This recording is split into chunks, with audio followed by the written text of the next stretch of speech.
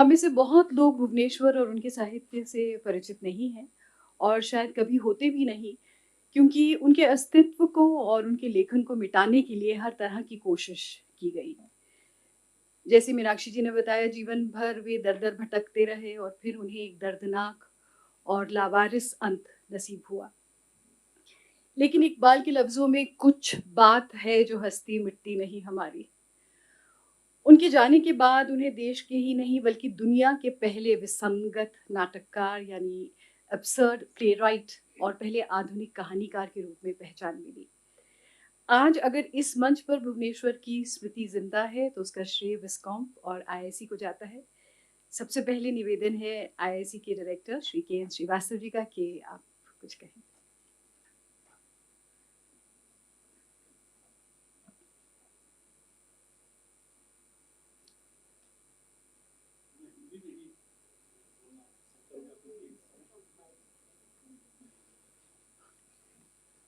यहाँ उपस्थित सारे महान भावगण, भाई और बहनों, सर्वप्रथम मैं सुषमा जी को बधाई देना चाहता हूँ, क्योंकि उन्होंने इस पुस्तक के माध्यम से एक ऐसे व्यक्ति को हम लोगों के सामने प्रस्तुत किया जिसको कि बहुत ज़्यादा ख्याति, बहुत ज़्यादा प्रशंसा मिलनी चाहिए थी, बहुत ज़्यादा रिकॉग्निशन मिलनी चाहिए थी, लेकिन वो नहीं मिल पाया। ये एक बड़ी ही विडंबना है कि ऐसे व्यक्तित्व को, ऐसे प्रतिभावान व्यक्ति को हम कैसे भूल गए। हर क्षेत्र में कुछ न कुछ राजनीति होती है। शायद साहित्य क्षेत्र में भी, हिंदी साहित्य क्षेत्र में भी ऐसी राजनीति उन दिनों रही होगी। ये कुछ लोगों ने जानबूझ करके ऐसे व्यक्तित्व को दबा दिया। इस पुस्तक के माध्यम से जब हम देखते हैं कि किस तरह का बचपन उन्होंने जिया, मुश्किल से 1.5-2 साल की अवस्था में ही जब थे तो उनकी माता का निधन हो गया। पिताजी ने दूसरी शादी कर ली। जो विमाता बनी वो वाकई ही मतलब कुमाता की तरह हो गई।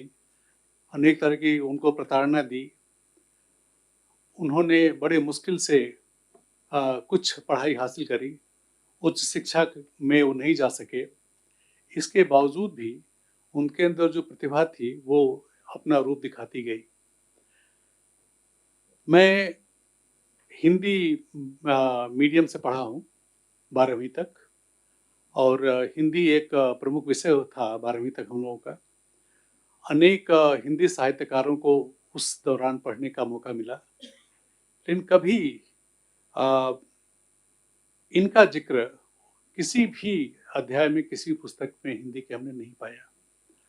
आज सुषमा जी के इस प्रयास से बड़ा स्पष्ट हो रहा है कि किस तरह की जो है राजनीति उन दिनों रही होगी कि ऐसे व्यक्तित्व को हमसे दूर रखा गया। मैं इस पुस्तक में एक चीज बस आपके सामने पढ़ना चाहूंगा।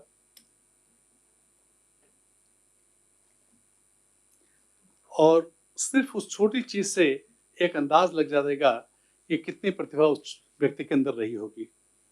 इसमें लिखते हैं कि स्कूल के दिनों से ही फिलासफर कहलाने वाले साहित्य और अनुरागी किशोर भुवनेश्वर एकांतवासी, स्वाध्याय प्रेमी, अंतर्मुखी नवयुवक बनता चला गया।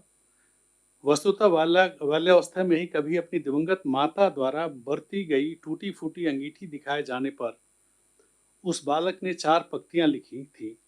4 पंक्तियां 1.5-2 वर्ष की अवस्था में खो जाने वाली माँ की स्मृति कितनी और कैसी रही होगी, इसका साक्ष्य इन 4 पंक्तियों से है। ये 4 पंक्तियां क्या है?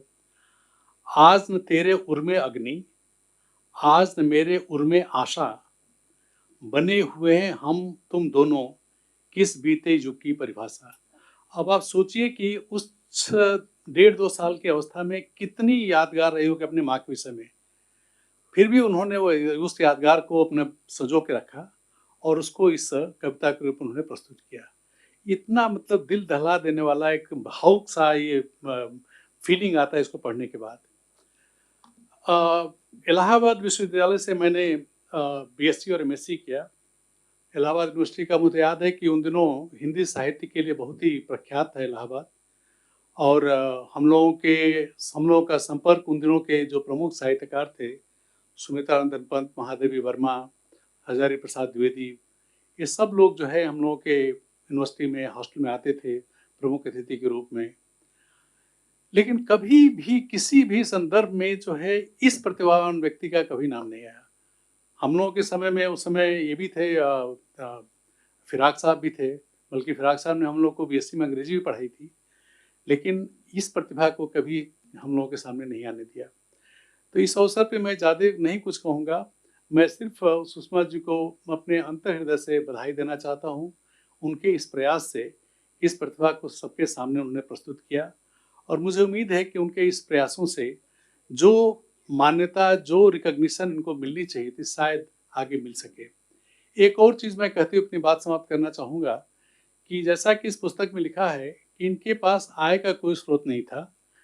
वो छोटी-छोटी कविताएँ या फिर नाटक इस तरह की चीज़ें लिखते थे और जो उन दिनों की कुछ पत्रिकाओं में छपता था और उससे जो उनको थोड़ा-सा जो ऑनरेरियम मिलता था, उससे अपना जीवन यापन करते थे। मुझे याद है कि उन दिनों भी जब हम लोग थे यूनिवर्सिटी में, उस समय भी छोटी-छोटी पत्रिकाएँ थीं और उसमें कितना पैसा मिलता होगा? बहुत ही कम। कोई उनको फॉर्मल नौकरी नहीं मिल पाई, किस तरह का नहीं रहा। लेकिन इस व्यक्ति ने किस तरह से सारे कष्टों को, संसार के कष्टों को झेलते हुए भी अपनी प्रतिभा को लोगों के सामने प्रस्तुत किया, ये वाक़ई अद्भुत और अद्वितीय है। इन्हीं चंद बातों के साथ मैं सुषमा जी को एक बार पुनः अपने अंतर्हृदय से बहुत बधाई देता हूँ और साथ ही साथ डॉक्टर मीनाक्षी गोपीनाथ को बधाई देना चाहूँगा, जिन्होंने इनिशिएटिव लेकर के इस कार्यक्रम का विश्राम और आईएससी के माध्यम से आयोजन किया। बहुत-बहुत धन्यवाद सबको।